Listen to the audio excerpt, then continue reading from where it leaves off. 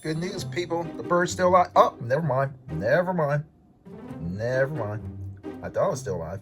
But Jellybean kind of attacked it. I thought she was just going to leave it alone, but I was so wrong. I was so wrong. Ugh. The horror. The horror.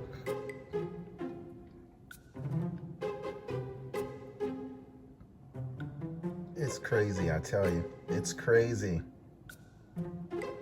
That poor bird didn't know what was going to hit it. Just playing with it now. Leave it alone. Leave it alone. The little birdie had enough.